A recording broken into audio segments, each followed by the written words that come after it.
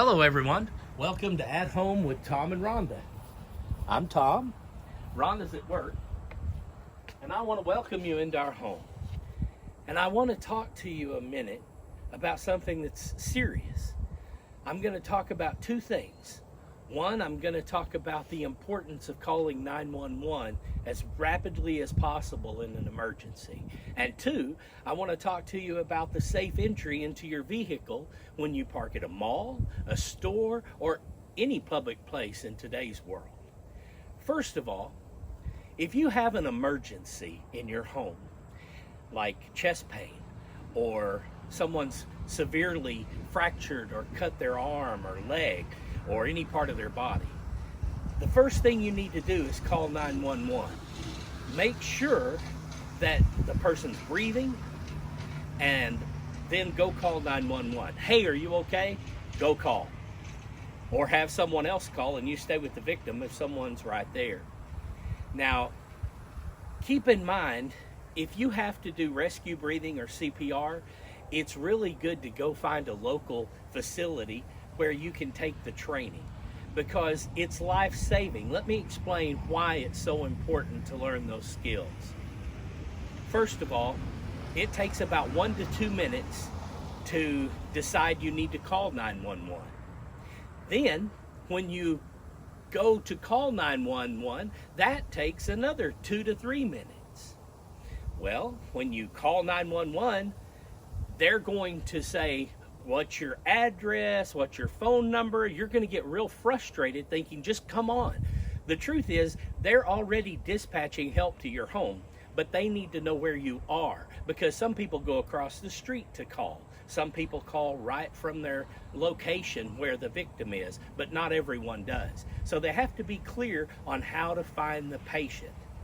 Then, when they get in their ambulance and head toward you, that's going to take, in perfect conditions, 6 minutes, 10 minutes to get to your location. Some a little less, but in rural Texas, it could take 15 to 20 minutes to get to your location, or longer. When they get to the location, it's not done yet. They still have to find the victim, and by this time you probably have family and friends over, and the EMTs are working their way through the crowd trying to find out exactly where the patient is. So then they get to the patient. Let's say that they stop breathing when you made the call. You took 1 to 2 minutes to make that decision to call. You took 2 to 3 minutes. That's 5 minutes already. They took 10 to 15 minutes to get there. We're talking 20 minutes or greater already. And then another minute to find the patient. Why is that significant, all that time? Because clinical death starts when you stop breathing and your heart stops beating. When that happens, your brain cells begin to die, and you'll probably not return to full capacity. You're more than likely going to be a vegetable after 10 minutes of no air, no breathing. But if you were right there on the scene and you knew how to do rescue breathing, you could get life-saving air into that patient. Or if you knew how to do compressions, you could compress the chest and bring oxygenated blood to the brain that could be life-saving. The system is not set up to fail, but it does fail without you as the most important link, the first responder, the one at the scene, the bystander. When the bystander can take control and know what they're doing, you can save lives. You can save lives. When they get there after 15 or 20 minutes, if that person wasn't breathing, more than likely they're either going to be dead or they're going to be a vegetable. But if you know CPR, if you know rescue breathing, you can save lives. Now let's go over here for a minute to the car. I want to talk to you about safe ways to approach a vehicle when you're out in public, or even when it's in your driveway today.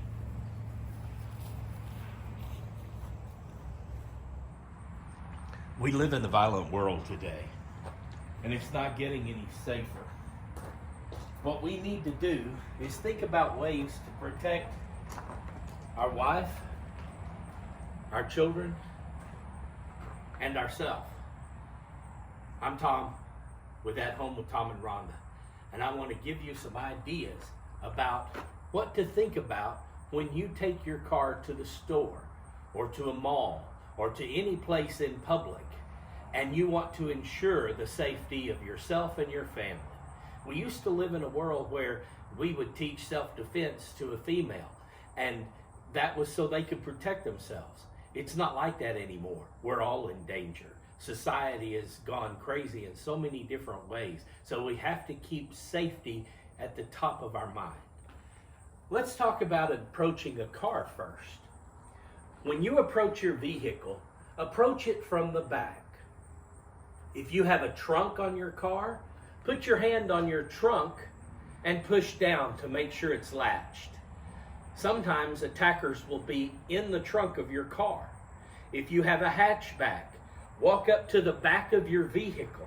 Always have an escape route in case what you think is you're going to find you don't find, and instead you find a predator. Put your hand on your hatchback, push down, make sure it's latched. Walk up to the side of your vehicle, the driver's side. Look in the back seat, look in the floorboard. I know it seems like overkill, but we have to watch out for ourselves. We've got to take care of each other. The next thing you do, when you're sure no one's in the car, go up to the front door and look in the front seat, both sides, and the floorboard. Then you should be safe to enter your car.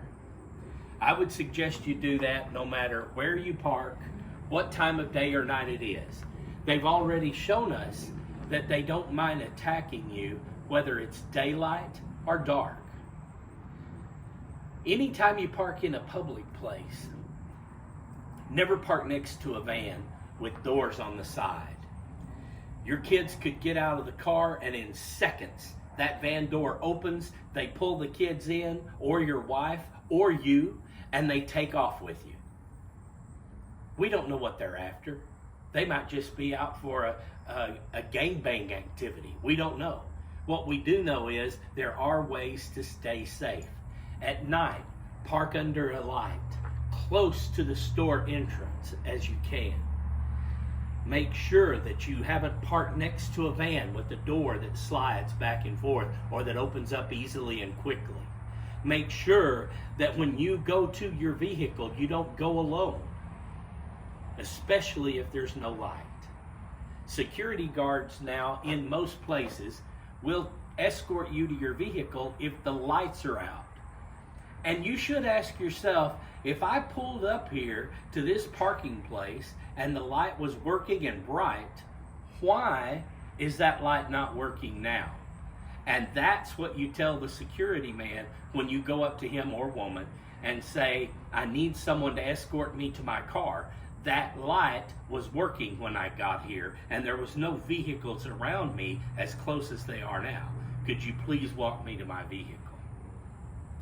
I know these all seem like silly things to think about, but in today's society, it's really a lifesaver in some cases. It's sad the world's gotten that way, but it has. So let's just protect ourselves.